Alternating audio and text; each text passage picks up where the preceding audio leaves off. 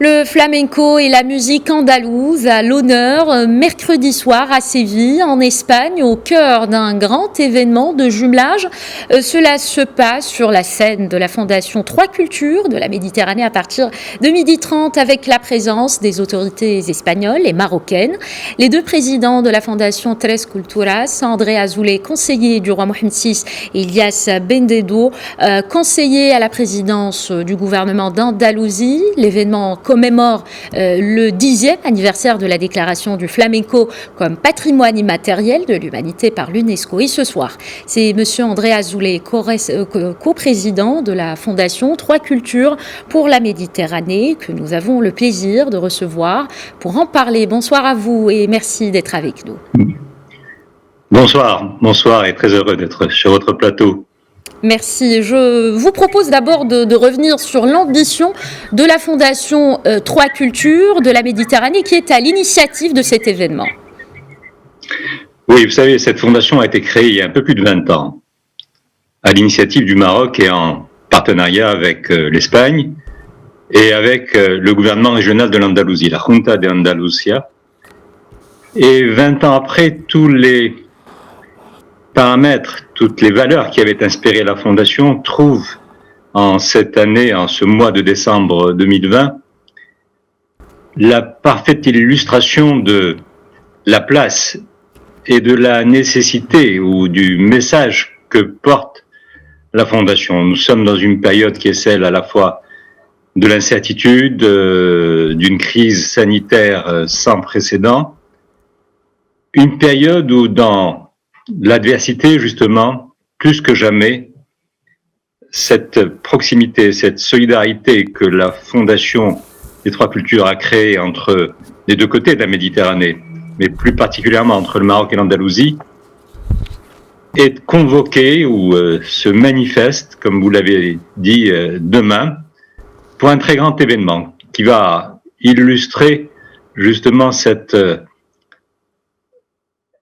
proximité et cette capacité que la Fondation a dans les moments les plus critiques d'être là pour dire à la fois l'espoir, pour dire que nous sommes réunis, que dans l'adversité, encore une fois, c'est ensemble que nous allons y faire face.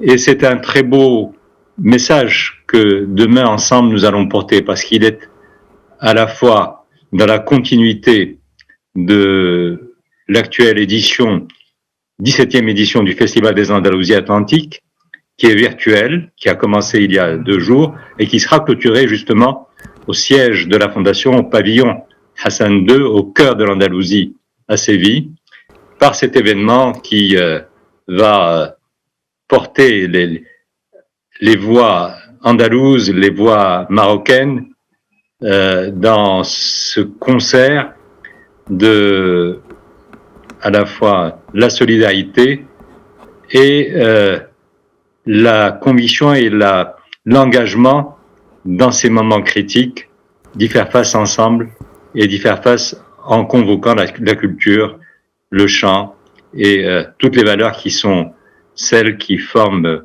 l'ADN de la Fondation des Trois Cultures. L'événement vise un objectif particulier, André Azoulay, celui de demander à ce que la musique andalouse soit reconnue à son tour comme patrimoine immatériel de l'humanité par l'UNESCO. Pouvez-vous nous en dire plus ? Oui, parce que demain, l'Andalousie, mais tous les amateurs de flamenco vont célébrer un anniversaire, le 10e anniversaire du classement du flamenco dans le patrimoine immatériel de l'humanité de l'UNESCO. Et ce 10e anniversaire sera l'occasion pour nous, Marocains, pour l'association Essaouira Mogador, partenaire de la Fondation des Trois Cultures depuis toujours, de proposer ou d'amorcer le processus d'inscription de la musique andalouse, de la musique arabo-andalouse, dans le patrimoine immatériel de l'UNESCO. Il y a toutes les raisons de le faire maintenant. Vous le signaliez tout à l'heure, le flamenco a été classé il y a 10 ans. Cette année, Essaouira a eu le très grand privilège et le très grand honneur d'être classé dans le réseau mondial de l'UNESCO des villes les plus créatives. Et nous sommes depuis longtemps inscrits dans le classement du patrimoine mondial. La ville d'Essaouira y est inscrite et a beaucoup d'autres classements.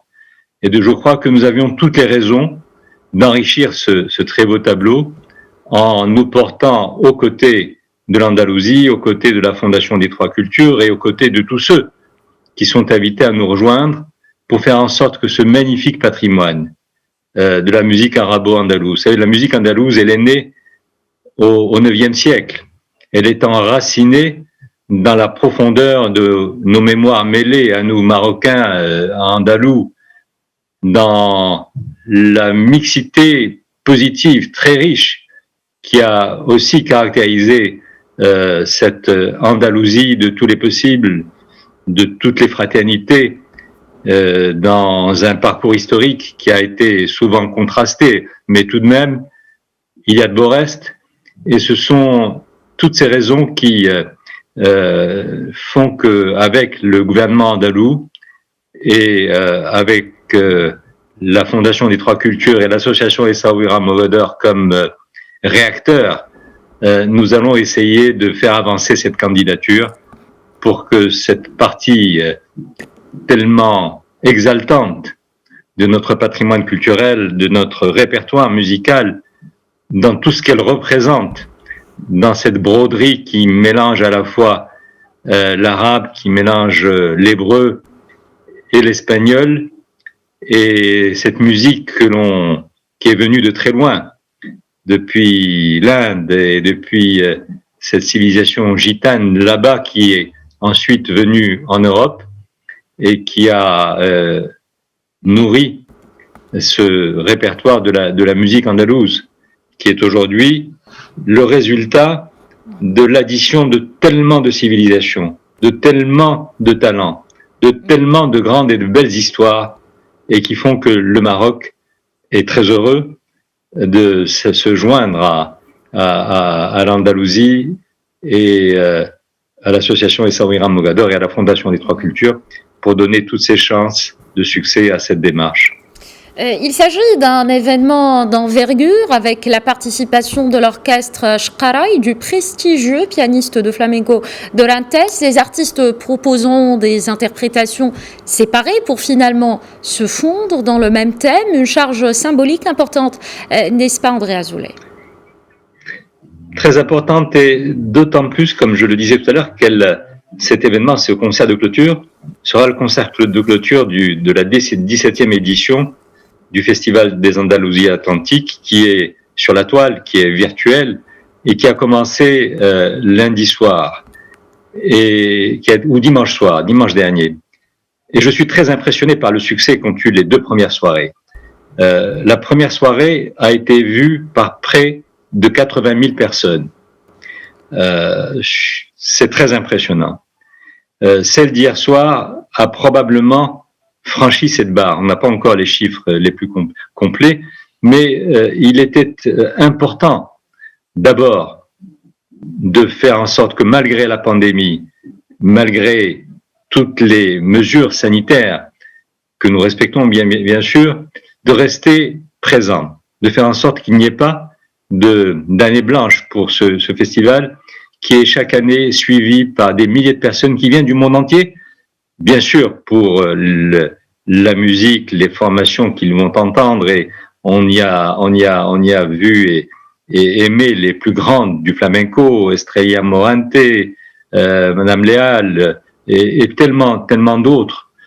Mais ce festival a surtout la singularité, et c'est aussi tout à fait symbolique que l'Andalousie donne écho à cette singularité, la singularité d'être le seul au monde où depuis 17 ans, islam et judaïsme se rencontrent pour dialoguer, se rencontrent pour chanter ensemble, pour chanter à deux voix, se rencontrent pour danser ensemble, se rencontrent pour échanger ensemble dans nos forums. Et chaque année, il y a de plus en plus de monde. Et chaque année, il y a cette ce clignotant que le Maroc allume depuis Essaouira pour dire là de tous les espoirs, là de tous les possibles entre nos différentes civilisations. Le Maroc, chacun le sait, a fait de sa très riche diversité culturelle, qui sont une diversité qui est le fondement le plus solide de notre unité nationale, mais qui est aussi, parce qu'il est porté par Sa Majesté le Roi Mohamed VI, parce qu'il est incarné par le consensus national qui se construit autour de cette diversité, elle est le moteur de la modernité de notre société. Et je crois qu'il était important qu'à travers cet événement, on lui donne encore plus d'écho et qu'on partage avec le plus grand nombre cette rencontre, cette proximité, cette mixité heureuse que le Maroc propose à tous les autres. Merci beaucoup André Azoulay pour ce message de tolérance, la tolérance que le Maroc a toujours incarnée. Merci encore une fois. Je rappelle que vous êtes co-président de la Fondation 3 Cultures pour la Méditerranée. Merci d'avoir accepté notre invitation. Merci beaucoup.